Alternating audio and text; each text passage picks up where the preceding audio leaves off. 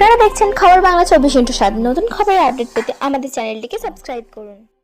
গত বছরে 2025 সাল থেকে আমাদের বৃহৎ আকারে স্নানযাত্রা উৎসবটা পালন করা হচ্ছে। আগে এখানে স্নানযাত্রা এবং রথ উৎসব হতো, কিন্তু এত ব্যাপক হারে হতো না। 2025 সাল থেকে আমাদের রথ উৎসবটা আরও বৃহৎ আকারে হচ্ছে এবং স্নানযাত্রাটা অনেক বড় আকারে পালন করা হচ্ছে। এবং রথযাত্রা আমাদের রথটা আগে কালীবাড়িতেই থাকতো, এখন সেটা চৌরাস্তা বজবজ চৌরাস্তায় যায়, মাসির বাড়ি ওখানে এক সপ্তাহ থাকে এবং উল্টো রথে আবার রথটা কালীবাড়িতে ফিরে আসে। এবং এখানে আজকে যেহেতু জগন্নাথ দেবের স্নানযাত্রা পালন হলো, সেহেতু এখানে জগন্নাথ দেবকে 108 কলসে স্নান করানো হয়েছে। জগন্নাথ দেবকে 35 কলসে, বলভদ্র দেবকে 33 কলসে, সুভদ্রা দেবীকে 22 কলসে এবং সুদর্শনকে 18 কলসে স্নান করানো হয়েছে। পুরীর জগন্নাথ মন্দিরে যেভাবে জগন্নাথ দেবকে স্নান করানোর প্রক্রিয়া হয়, সেই হিসেবে আমাদের এখানে বজবজ কালীবাড়িতে সেই প্রকারে অনুষ্ঠানটা পালন করা হয়েছে। বলভদ্র সুভদ্রা দেবী ছোট একটি গোপালের ঘরে থাকতেন, আলাদা কোনো বৃহৎ কোনো মন্দির ছিল না। এখানে নতুন করে একটি মন্দির নির্মাণ হচ্ছে, প্রভু জগন্নাথ দেব এখানে থাকবেন, এখানে নিত্য সেবা হবে, পূজা হবে এবং আগামী বছর এইখানেই রথ উৎসব এবং স্নানযাত্রা এখানে থেকে করে সম্ভাবনা আছে।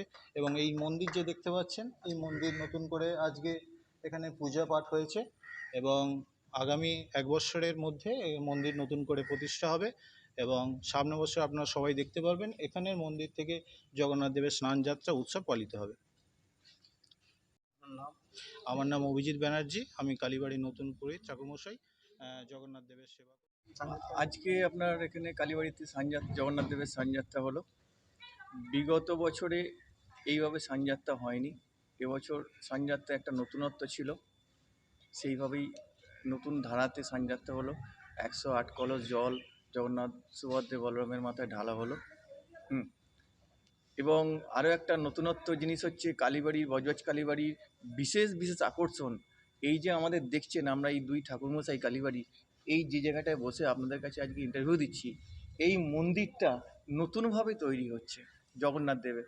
আমরা আশা রাখি আগামী দিন আগামী বছর এইখান থেকেই জগন্নাথ দেবের সমস্ত কিছু বিশেষ বিশেষ পূজাপাঠ এখান থেকেই সূচনা হবে। এই মন্দিরে বিশেষ পুণ্যতিথিতে, বিশেষ পুণ্য দিনে আজকে জগন্নাথ দেবের যে আসনে উনি উপবেশন করবেন, সেই আসন আজকে প্রতিষ্ঠা হলো।